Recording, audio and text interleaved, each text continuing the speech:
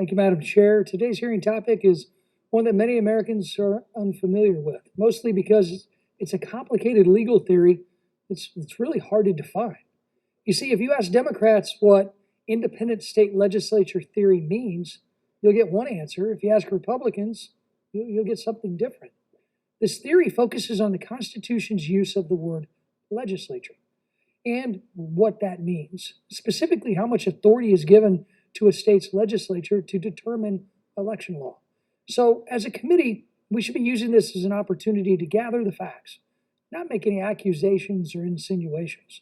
I say that because I know that some on the left, including sanctioned Democrat lawyer Mark Elias, are already setting the stage ahead of 2024, suggesting this theory is all a grand plan by Republicans to steal the election, which is not only ludicrous, but completely untrue and unfounded.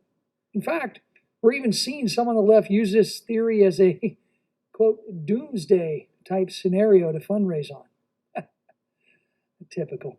And an excuse to cover their favorite topic, President Trump and the 2020 presidential election. All in an effort to support the January 6th committee's investigation. But no matter how the left tries to spin it, Republicans believe that the Constitution is clear. Article 1, Section 4 states the times, places, and manner of holding elections for senators and representatives shall be prescribed in each state by the legislature thereof, but the Congress may at any time by law make or alter such regulations. Further, the Presidential Electors Clause states, each state appoint in such manner as the legislature thereof may direct a number of electors. So, this shouldn't be controversial. Republicans and Democrats should both agree that states have the primary authority to establish election law and administer federal elections, and that Congress plays a secondary role. This is why yesterday I introduced the American Confidence in Elections Act.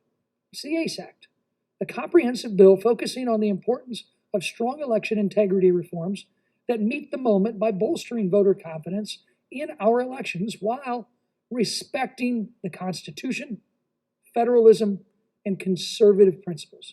The ACE Act ensures states maintain primary authority over elections while providing them with the tools they can quickly implement to restore voter confidence and election integrity. And it also removes outdated federal policies standing in their way. The Constitution divides authority between Congress and the states. That's why the bill is coupled with model state legislation for state legislatures to consider as we work to improve election integrity. The same election legislation we Republicans will implement in the District of Columbia to ensure that after years of election crises in the district, residents can trust that their votes will be counted fairly and accurately. Our driving principle is that every eligible American should have the opportunity to vote and that their ballot should be counted according to law. Unlike the partisan H.R. 1 that was crafted behind closed doors, my bill has been drafted publicly over the course of 2 years and is the product of feedback and ideas from a large and diverse set of members of Congress, stakeholders, secretaries of state, state legislators, and local election administrators across 18 states and territories, both Republicans like me and Democrats like my colleagues. In fact, we've been working on this bill since before the last presidential election. I invite any of my colleagues across the aisle to join me in supporting this bill that empowers states to run free, fair, and secure elections. Elections that promote voters' confidence and drive strong turnout. House administration Republicans will continue to champion policies that respect the primary role of states over elections and ensure that it gets Congress out of the way. And thank you again, Madam Chair. I yield back. The gentleman yields.